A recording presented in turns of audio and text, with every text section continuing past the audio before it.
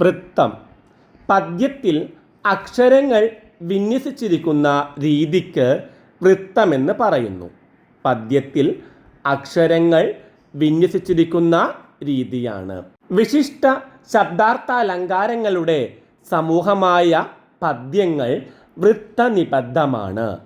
വൃത്തം ഭാഷാവൃത്തങ്ങളുമുണ്ട്, സംസ്കൃത വൃത്തങ്ങളുമുണ്ട്. പദ്യം വാർക്കുന്ന തോതല്ലോ വൃത്തമെന്നിഹ ചൊൽവത് എന്നാണ് വൃത്തമഞ്ജരിയിൽ AR വൃത്തത്തിന് നൽകിയിരിക്കുന്ന ലക്ഷണം. അപ്പോൾ പദ്യം വാർക്കുന്ന തോതാണ് വൃത്തമെന്ന് പറയാം. ഭാരതീയ സാഹിത്യമീമാംസയിലും ജൈന സിദ്ധാന്തങ്ങളിലും വൈദിക സാഹിത്യത്തിലും വൃത്തത്തെക്കുറിച്ച് പരാമർശമുണ്ട്.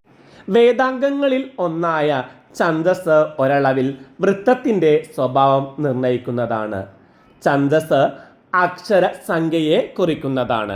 വൃത്തം എല്ലായ്പ്പോഴും താളവും വികാരവുമായി ബന്ധപ്പെട്ടിരിക്കുന്നു. രചനയുടെ സവിശേഷവൽക്കരണത്തിൽ സ്വാഭാവികമായുണ്ടായ താളാത്മകതയാണ് വൃത്തം എന്നത്. രചനയുടെ സവിശേഷവൽക്കരണത്തിൻ്റെ സ്വാഭാവികമായുണ്ടായ താളാത്മകതയാണ് വൃത്തം. ആധുനിക കവികളിൽ പലരും വൃത്തനിർബന്ധം ഉപേക്ഷിച്ച് കാവ്യരചന നടത്തുന്നവരാണ്.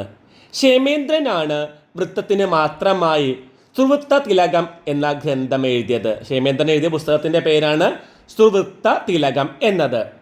വൃത്തവിശേഷമില്ലെങ്കിൽ പദങ്ങൾക്ക് സാഹിത്യഗുണം സംഭവിക്കുകയില്ല എന്ന് ലീലാതിലകകാരൻ പറയുന്നുണ്ട്. വൃത്തവിശേഷമില്ലെങ്കിൽ പദങ്ങൾക്ക് സാഹിത്യഗുണം സംഭവിക്കുകയില്ല എന്ന്. മലയാള വൃത്തത്തെ പറ്റിയുള്ള ആദ്യ പരാമർശം കാണുന്നത് ലീലാതിലകത്തിലാണ്.